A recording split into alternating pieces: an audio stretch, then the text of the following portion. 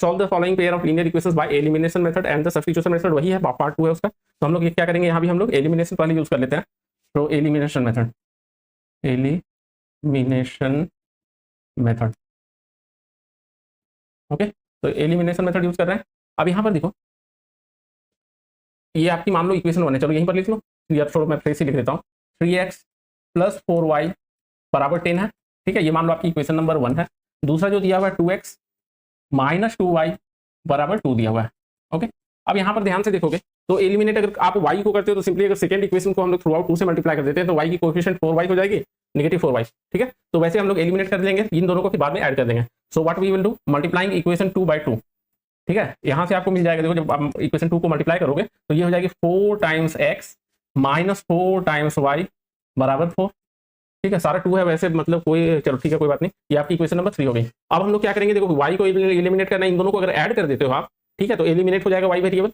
So adding equation 1 and 3, तो 1 + 3 कर लेंगे और यहाँ से आपको मिल जाएगा देखो 3x + 4x, तो मैं लिख दो 7x, ठीक है। 4y - 4y, ये दोनों एलिमिनेट हो जाएगा और 10 + 4 14 हो जाएगा राइट साइड, ठीक है। तो आप डिवाइड कर दो 7 से थ्रू आउट, तो आपका हो जाएगा x = 14 डिवाइडेड बाय 7 मतलब कि 2, तो x की वैल्यू 2 मिल गई। अब हम लोग या तो इक्वेशन 1 यूज कर लो या इक्वेशन 2 यूज कर लो और y की वैल्यू फाइंड कर सकते हो।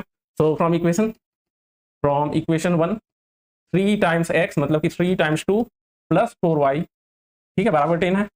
और यहाँ से आपको क्या मिल जाएगा देखो, तो 4y = 10 - 6, 4y = 10 - 6 मतलब कि 4 ही लिख दो, ठीक है। तो y को डिवाइड कर दो आप दोनों साइड 4 से, y की वैल्यू मिल जाएगी 1, मतलब हमारा आंसर क्या हो जाएगा, x = 2 and y = 1। Hence solution is x = 2 and y = 1। अब इसी को हम लोग क्या करेंगे, सब्स्टिट्यूशन मेथड यूज करके सॉल्व करते हैं तो वेरीफाई हो जाएगा हमारा, ओके। चलो using substitution method, substitution method, ठीक है। अब मान लो ये हमारी इक्वेशन 1 हो गई और ये जो है दैट इज इक्वेशन नंबर 2, ठीक है। तो फ्रॉम इक्वेशन 2 हम लोग क्या लिख सकते हैं, from equation 2 we can write, देखो दोनों थ्रू आउट अगर 2 से आप डिवाइड करते हो तो सिंपली हम लिखते हैं x - y = 1, ठीक है। चलो अब यहाँ से हम लोग क्या लिख सकते हैं, y = और x = y + 1, x = y + 1, let's say ये हमारी इक्वेशन नंबर 3 हो गई। अब हमने ये इक्वेशन नंबर 2 यूज करके एक्सप्रेस किया है x को y के टर्म में, तो अब हम लोग क्या करेंगे, इक्वेशन नंबर 1 में सब्स्टिट्यूट कर देंगे x की value from equation number 3। So putting x from equation 3 in equation number 1, okay, equation 3 in equation number 1। अब 1 हमारा क्या है, 3x + 4y = 10, तो 3 टाइम्स x की प्लेस पर सब्स्टिट्यूट कर देंगे y + 1 + 4y, ठीक है, बराबर 10, और इसे सिंप्लीफाई कर लो आप, तो ये हो जाएगा 3 टाइम्स y + 3 + 4y बराबर 10 हो गया। अब यहाँ देखो 3y प्लस कहाँ चला जाता है, 0, चलो ये हो गया, ठीक है। अब देखो 3y + 4y हो गई आपकी 7y, 3 को अगर हम ट्रांसपोज कर देते हैं राइट साइड तो 10 - 3 हो जाएगी, 10 - 3 मतलब कि 7 हो गई, ठीक है। 7y = 7, तो y की वैल्यू क्या हो जाएगी, 7 से डिवाइड कर दो, y की वैल्यू 1 हो गई, ठीक है। अब y की वैल्यू आपको मिल गई, x की वैल्यू फ्रॉम इक्वेशन नंबर 3 हम लोग कैलकुलेट कर लेंगे।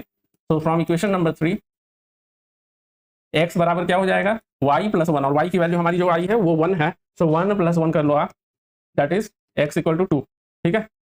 देयरफॉर x = 2 आ गया। हेंस हमारी सॉल्यूशन क्या हो गई, x = 2 एंड y = 1, यही हमारा सॉल्यूशन। और एलिमिनेशन से भी जब हमने सॉल्व किया था तो यही आपके आंसर आए थे, ठीक है। चेक करना है तो कर सकते हो, देखो ये देखो, ठीक है, x = 2 एंड y = 1।